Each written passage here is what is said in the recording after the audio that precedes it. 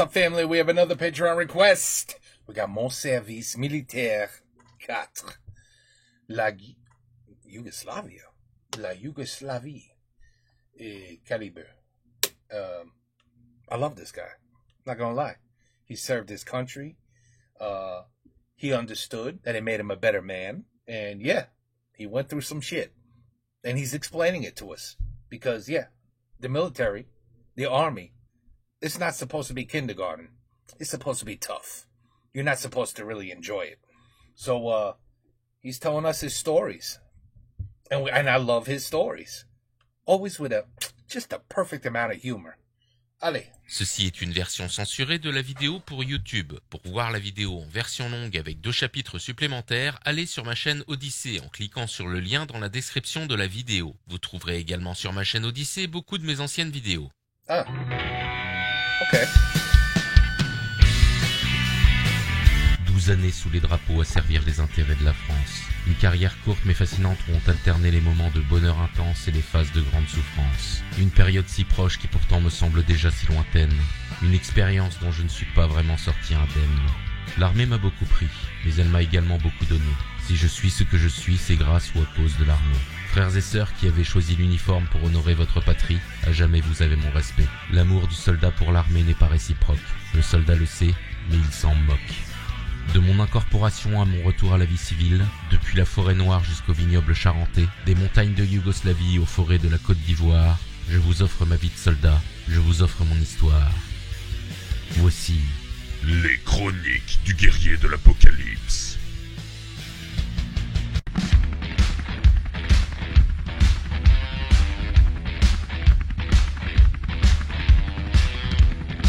Love the animation. Love it.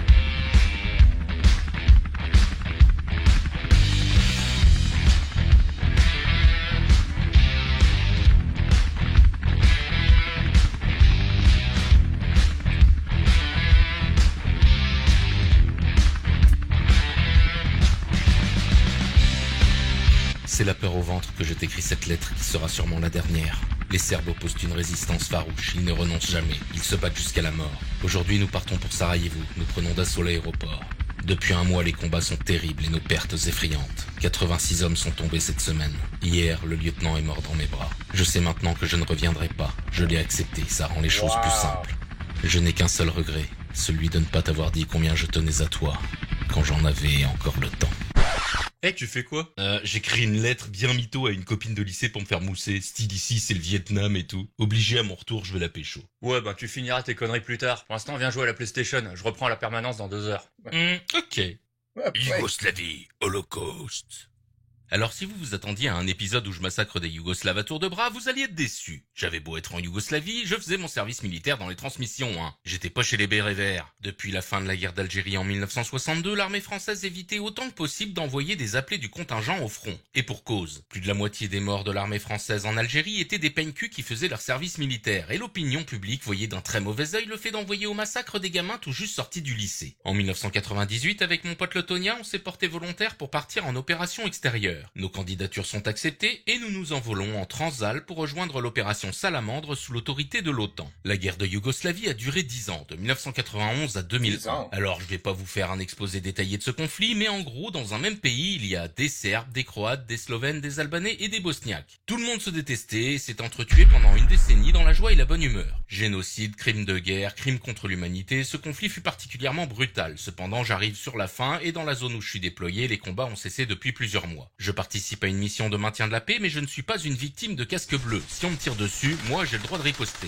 Mon détachement dépend de la base militaire de Mostar, en Bosnie-Herzégovine, mais je suis affecté sur le camp de Paric, quelque part dans les montagnes. Il s'agit d'un relais de communication militaire qui, combiné avec d'autres relais similaires, offre une couverture radio sur l'ensemble du territoire permettant aux unités mobiles de communiquer avec l'état-major bien au-delà de la portée de leur système de communication. Paric est un camp de transmission internationale, nous sommes 10 Français, 4 Espagnols et 2 Italiens. À cela, il faut rajouter 5 commandos espagnols assurant la protection du camp. L'effectif français est composé comme suit. Un officier chef de détachement, un breton alcoolique particulièrement cool, un sergent-chef adjoint au chef de détachement, un nain alcoolique surnommé Bilbo le Hobbit, un sergent-chef alcoolique responsable énergie dont je me rappelle à peine, donc on l'appellera insignifiant 1, 4 sergents chefs de station, le Carfoufounek, un breton alcoolique sympa, le Toulousain, un alcoolique sans intérêt, ce sera insignifiant 2, Gros cul, un breton obèse et alcoolique particulièrement malveillant, Ratatouille, un colosse polonais alcoolique plutôt sympa, et pour finir 3 soldats responsables des permanences radio et de l'entretien des groupes électrogènes. Le Tonia, mon pote alcoolique, Avrel, un géant famélique et alcoolique, et moi-même. Ma fonction durant toute cette Were you also an alcoholic? Cette opération extérieure consistera donc à tenir des permanences radio ainsi qu'à faire le plein des gros groupes électrogènes qui fournissaient l'électricité au camp. Ce travail étant particulièrement inintéressant, je ne m'attarderai pas sur le sujet. Je vais plutôt vous raconter tous les petits trucs rigolos qui se sont passés pendant mon séjour. Chapitre 1. Le musée des horreurs. Le camp de Paritch, comme tout bon relais de transmission, se situait en altitude. Il était de taille très modeste, environ 100 mètres de rayon. Avant que l'état-major ne décide d'y installer notre camp, ce site était déjà un relais de communication civile qui avait été le théâtre d'affrontements, car en temps de guerre, la destruction des moyens de communication est une priorité. La Yougoslavie était une zone particulièrement minée. Des mines, il y en avait partout. Les routes avaient été déminées en priorité et avant d'installer le camp de Paritch, le terrain avait été minutieusement passé au crible par les démineurs. Mais seulement cette zone. Dès que tu mettais un pied dehors, c'était à tes risques et périls. Les démineurs avaient fait ce qu'ils pouvaient, mais tout un tas de merde plus ou moins dangereuse était passé entre les mailles du filet. Nous avions donc un musée des horreurs, une caisse où on entreposait toutes les saloperies qu'on trouvait au fil des années dans l'enceinte du camp. Il y avait un peu de tout, ça allait de la simple cartouche de fusil aux obus divers et variés. Il faut que je vous raconte l'histoire de la pièce maîtresse du musée des horreurs, qui fut découverte par un détachement précédent. Un simple morceau de métal qui dépassait légèrement du sol sur le chemin au milieu du camp. Après investigation, il s'avéra qu'il s'agissait d'un obus de mortier qui avait été progressivement déterré à force de rouler dessus avec les véhicules. Charmante découverte. Ouais. c'est quoi ce truc? Dumb and Dumber. Il va chercher une pelle, on va bien voir. Chapitre 2.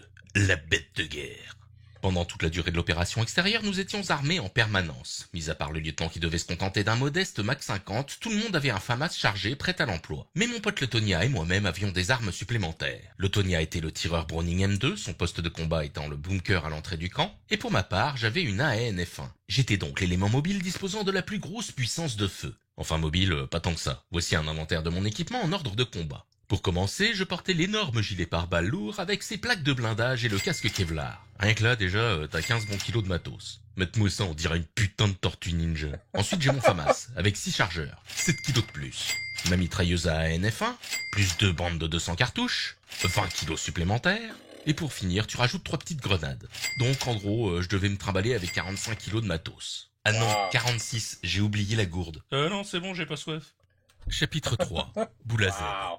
Un des événements les plus Very amusants de heavy. ces 4 mois passés en Yougoslavie fut intimement lié à la Coupe du Monde 1998. Pour fêter la victoire de l'équipe de France, le ramassis d'immonde bouffe du camp décida d'un commun accord de se raser le crâne. N'ayant absolument rien à branler du football et ayant poussé le vice jusqu'à supporter l'équipe du Brésil pendant toute la compétition, je décidai de refuser de passer à la tondeuse histoire de continuer à emmerder le monde. Alors là, si tu crois que tu vas garder tes cheveux, tu te mets le doigt dans l'œil. Ah mais non, si tu les veux, tiens, je te les donne. Bien décidé à me faire payer mon manque de patriotisme sportif et après avoir reçu l'autorisation du lieutenant, Gros cul Avrel et ce traître de Tonia décidèrent de monter une expédition punitive pour me ratiboiser perfidement la tronche par surprise dans mon dortoir. Bande de sales bâtards!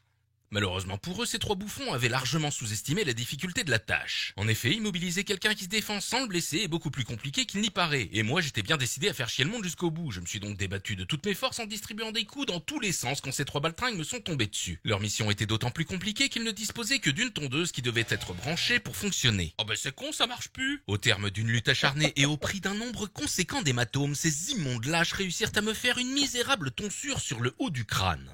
Bande de sales bâtards!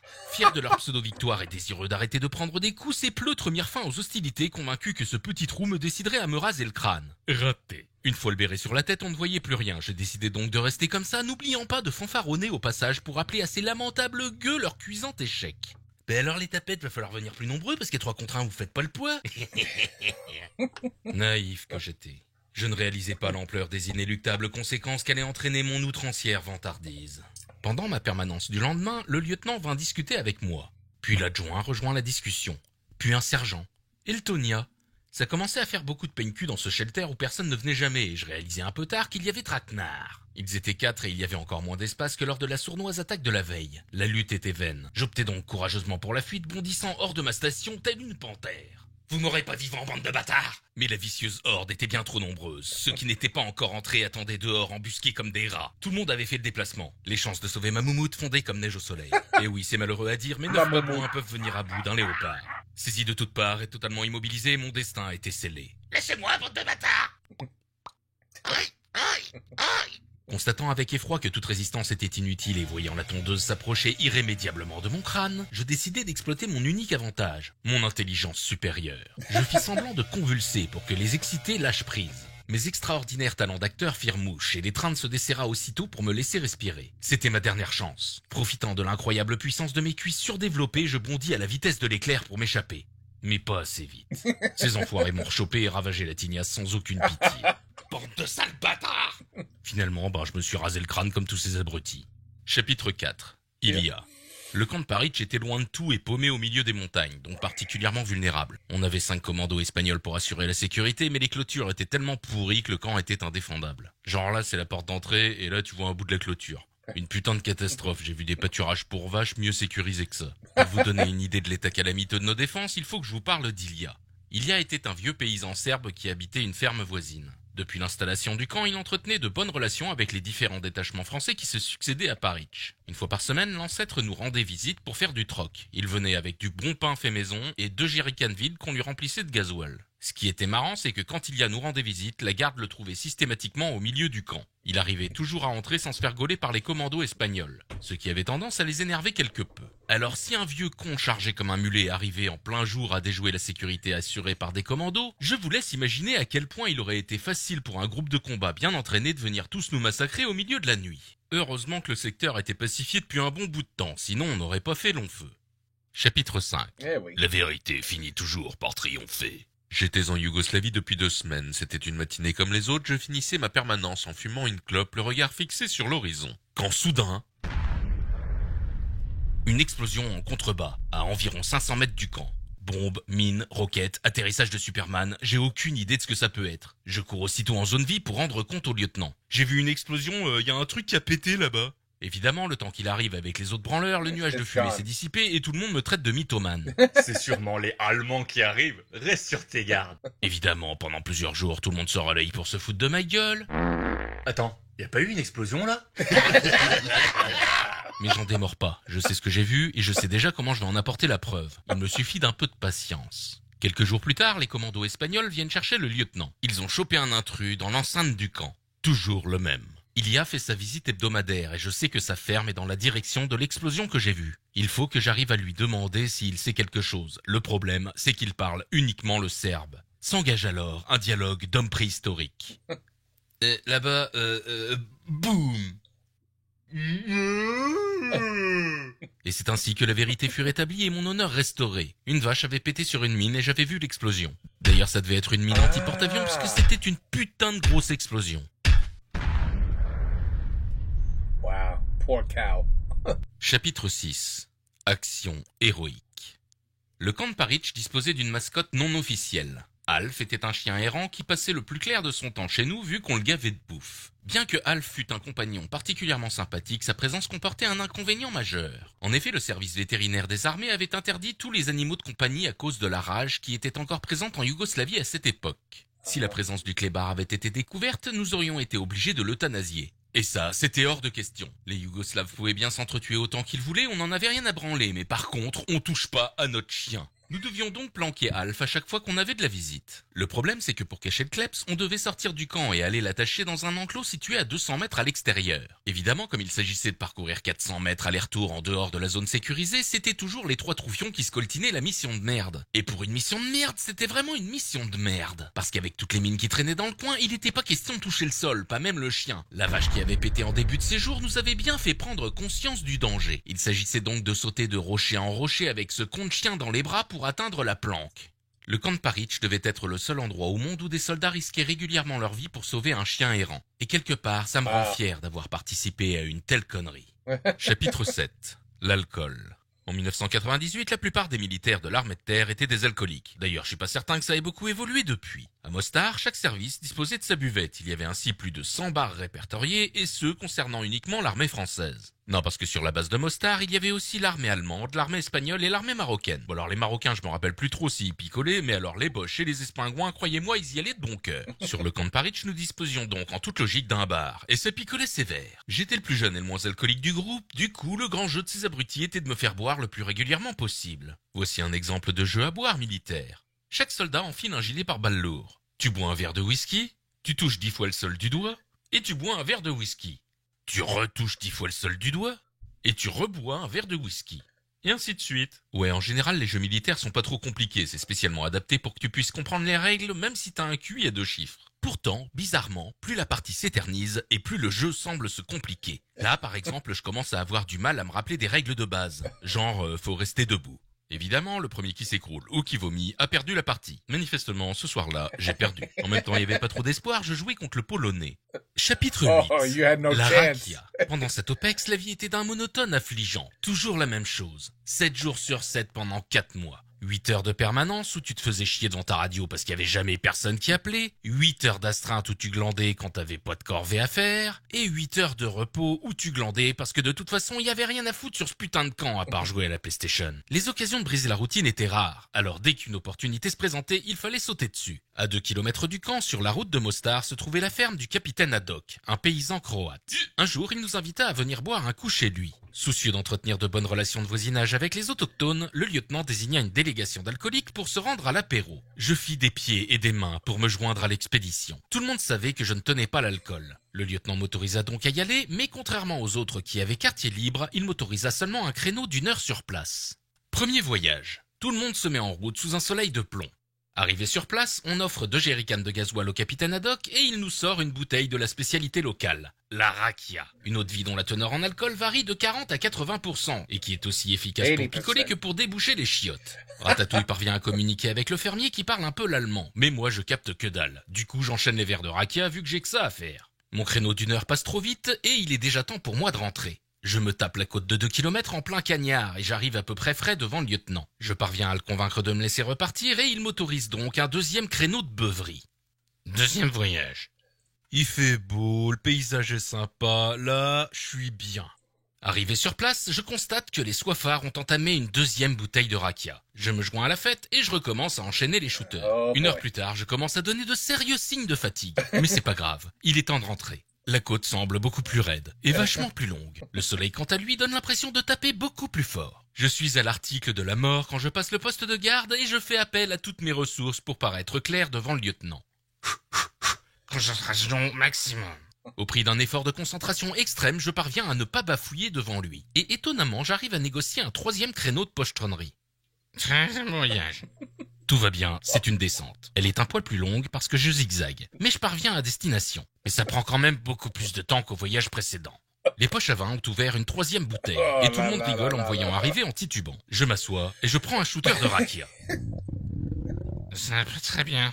Je crache, j'ai rentré. Je me remets immédiatement en route. C'est un véritable calvaire. J'avance à 2 km/h. Je galère comme j'ai jamais galéré. Arrivé à mi-chemin, je suis rattrapé par la P4 blindée qui revient de la base de Mostar. À son bord, Bilbo le Hobbit et le Tonia. Bilbo, constatant mon état, m'ordonne de monter dans le véhicule. Je lui explique que c'est une très mauvaise idée et qu'il serait plus sage de me laisser rentrer à pied. En fait, je pousse pas, c'est vraiment une très bonne idée. Non, c'est même mieux, je rentre à pied.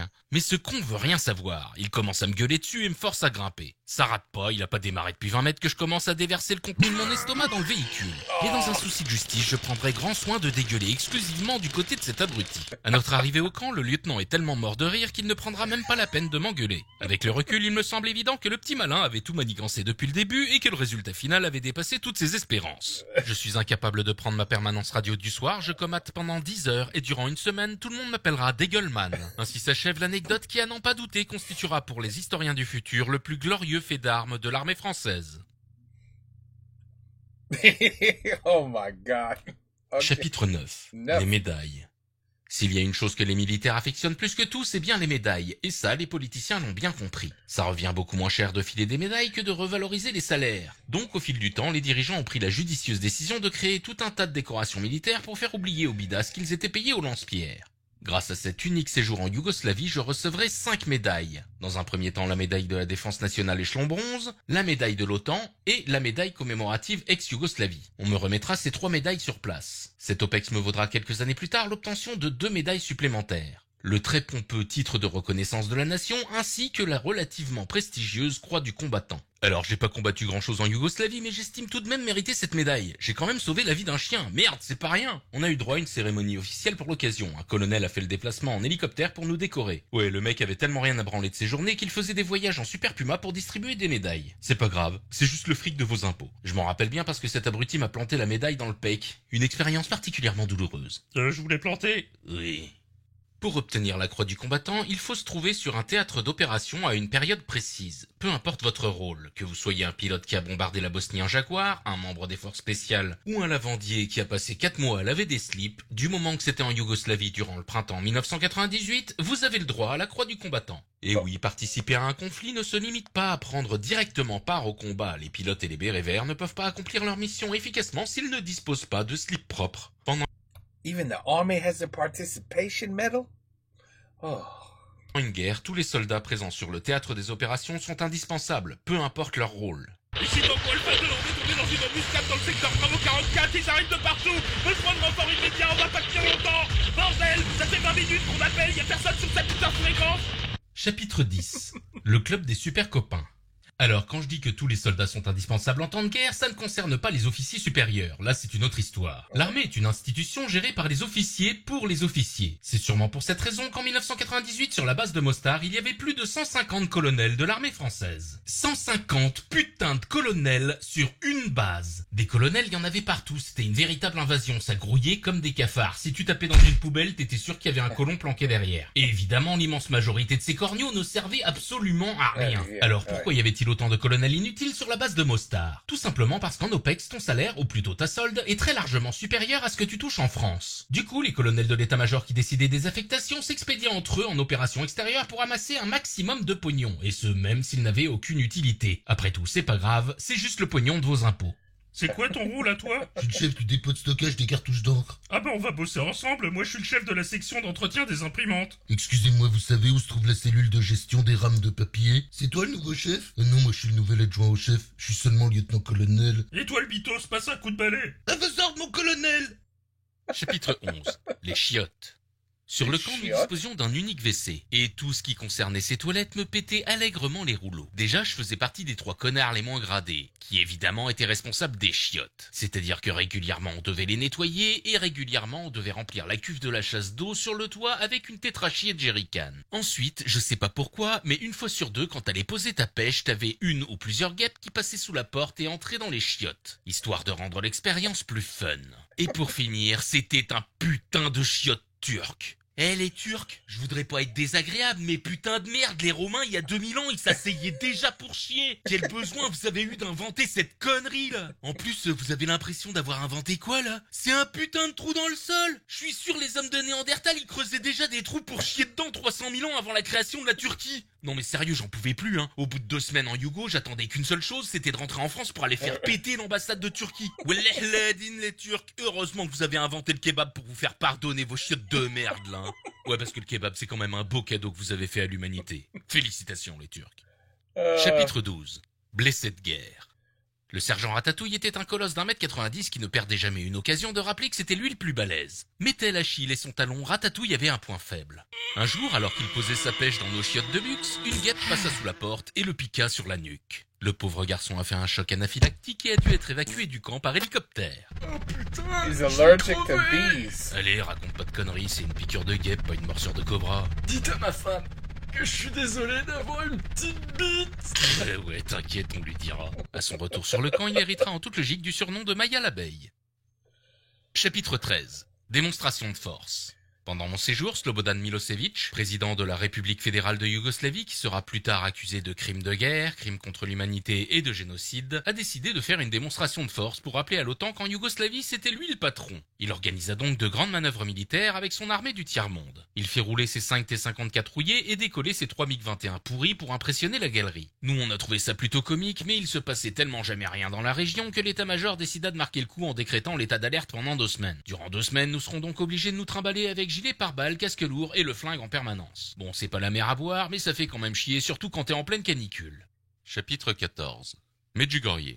La première chose que m'a dit le soldat que j'ai remplacé en Yougoslavie, c'est... Bonne chance, tu vas vraiment te faire chier. La deuxième chose qu'il m'a dit, c'est... Perds pas ton temps à chercher, le service médical a viré la morphine de toutes les trousses de secours personnelles. Il y avait beaucoup trop de comptes rendus de perte. Et la troisième chose qu'il m'a dit, c'est... Si jamais t'as un week-end de libre, va à Medjugorje. Pas à Sarajevo, pas à Dubrovnik, va à Medjugorje. C'est important, retiens bien ce nom-là. Medjugorje. En 4 mois d'OPEX, je n'ai eu qu'un seul week-end de repos. Et ce week-end, je l'ai passé sur la base militaire de Medjugorje. On avait le choix entre plusieurs destinations, mais tout le monde voulait toujours aller à Medjugorje. Medjugorje, c'est un peu l'équivalent yougoslave de Lourdes. La Vierge y a fait plein d'apparitions et donc c'est devenu un lieu de pèlerinage. Pendant toute la durée de la guerre, aucun combat n'aura lieu là-bas. Aucun massacre, aucune bombe, pas un coup de feu, rien. La légende locale veut que la ville ait été protégée par la Sainte Vierge en personne. Le premier qui vient foutre le bordel ici, je le fume. Le fait est que c'était un coin super chic. Tous les politiciens véreux et autres mafieux de la région avaient leur maison de vacances à Medjugorje. Du coup, malgré tout le respect que j'ai pour la mère de notre sauveur Jésus-Christ, à mon avis, c'est plutôt ça qui a sauvé la ville. Mais si tous les bidasses de Yougoslavie voulaient passer leur week-end à Medjugorje, c'était pas pour voir la Vierge Marie. La base militaire de Medjugorje avait été établie sur un camp de vacances type Club Med.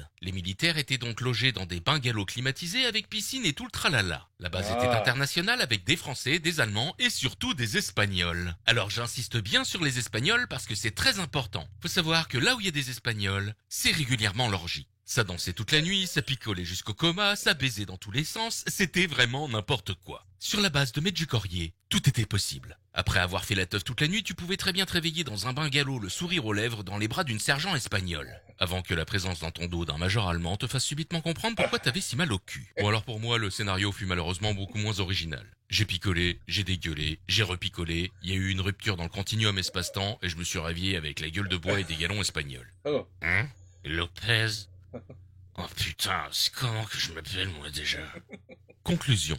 Voilà donc ce qui s'est passé pendant ma première OPEX. J'ai passé le plus clair de mon temps à glander devant une radio, à jouer à la PlayStation et à picoler dès que j'en avais l'occasion. Il me reste un épisode à faire pour clôturer mon service militaire et ensuite j'attaquerai une nouvelle période, ma carrière dans l'armée de l'air, qui va certainement entraîner des vagues de suicides à l'état-major des armées. Le prochain cartoon sera un War Heroes ou un Cassos de nature, j'ai déjà les deux sujets, mais je ne sais pas encore lequel faire en premier. He went to the Air Force after this? Si vous voulez voir ou revoir mes anciens cartoons, je vous invite à aller sur ma chaîne Odyssée. Je vous dis à bientôt pour de nouvelles aventures sur YouTube et Odyssée. I love your stories, man. I love your stories. Even if they're, it's true. It's true. I knew a few people that they signed up for the army.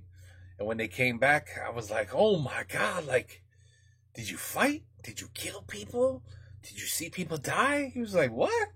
No, we played poker every night. I was getting drunk every night. It was great. It wasn't that bad at all. Because there wasn't an active war. So it wasn't that bad for him.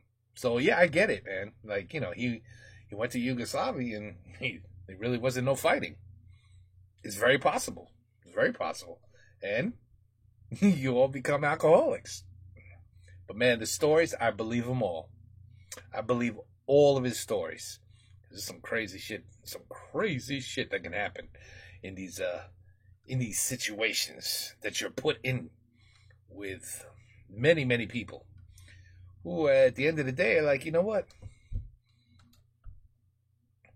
I could die tomorrow. Let me at least have a lot of fun today. You know what I mean? Even if I regret it in the morning. I believe it. I believe all of his stories. Anyway, ça c'est la numéro 4, Yougoslavie. Et 5, 6, et après, je crois, on est fini avec ça. Je crois. On va voir. I'm very curious, though. If he goes in the Air Force, stories are going to change quickly. Anyway, on va voir. Take care. Peace out. À la prochaine.